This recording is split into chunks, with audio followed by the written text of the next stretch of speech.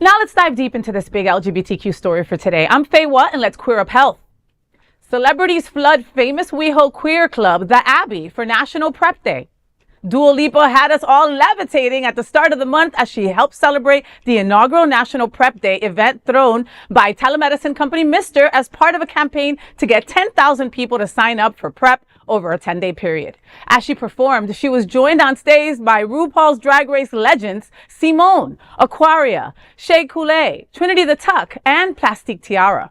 After her performance, Lipa told Rolling Stone, quote, "I think there's a lot of stigma around HIV and sexually transmitted infections. And I think if we can de-stigmatize what it means to get the right health care for HIV, I want to believe that there is hope that it can be completely eradicated. I think sex should be fun and it should be safe. With intimacy, there's safety, there's a connection. It is so important to take care of ourselves. I think that in itself is very sexy," end quote. The event was hosted by Bob the Drag Queen and featured DJ sets by Diplo and Joey with the Mustache. Also in attendance were celebrities including Cardi B, Nene Leakes, Matt Boomer, Cooper Koch, Colton Haynes, Kim Petras, Omar Apollo, Tom Daly, Colton Underwood, David Furnish, Jake Wesley Rogers, Alyssa Edwards, Bianca Del Rio, and Monet Exchange. Everybody that was gay in LA was at this event, all right? And this is how you make prevention sexy, okay? Dua Lipa, drag royalty, and half of Hollywood showing up for National PrEP Day. I love to see this, okay? We need to normalize, sexual health, not whisper about it. We're always like, what's your status? Or do you need, some kind of recommendation for a doctor, right? We've got to live in a culture where we're open and having these talks so more people are not walking around not knowing, what they have. I mean, it's not a death sentence anymore, right? That's the beauty of it all, you know? Someone asked me the other day about why our acronym is LGBT.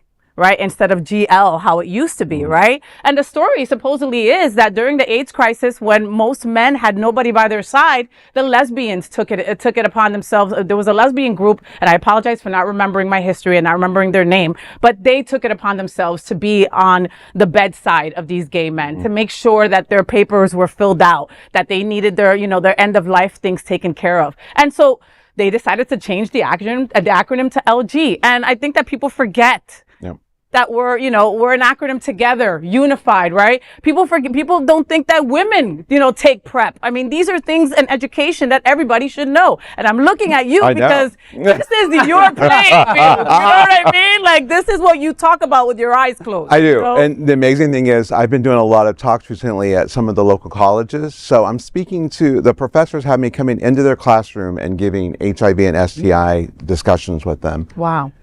And they're like deer in headlights. And the title of the presentation that I give them is What You Didn't Learn in High School. Oh, I love that title. And it starts with just trying to have a real conversations about sex. Like, let's talk about sex, and have those the questions I get, oh my gosh. I mean, they have no idea.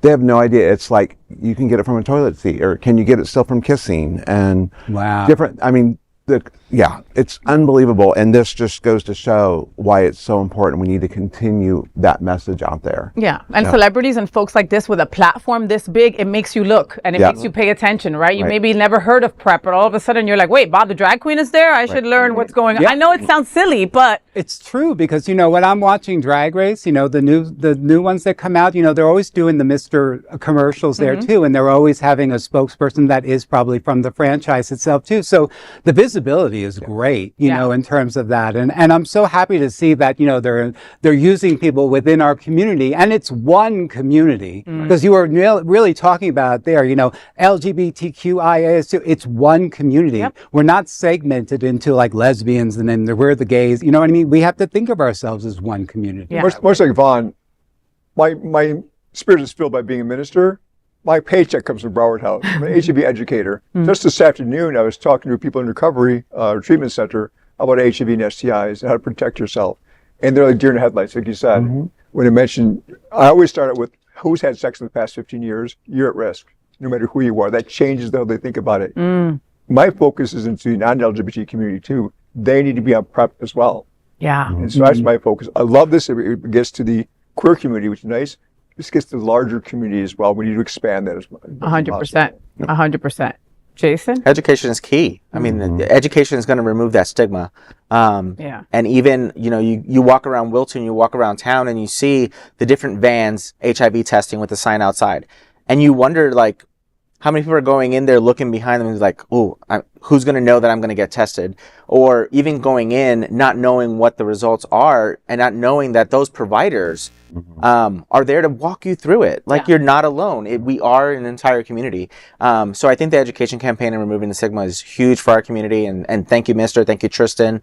And all of the celebrity A-list over there in LA. Feel free to come to Wilton whenever. And all the hot guys who work for MISTR. I had to mention that. I'm sorry. Okay. All you guys in your little blue hats. Yes. Whatever you're talking about, I'm going to go find out. And I don't even like boys. So, I mean, imagine that. And that is the big LGBTQ story for today. There is no other queer nonprofit media platform like this in the entire world. Support our LGBTQ stories by subscribing and sharing Queer News Tonight.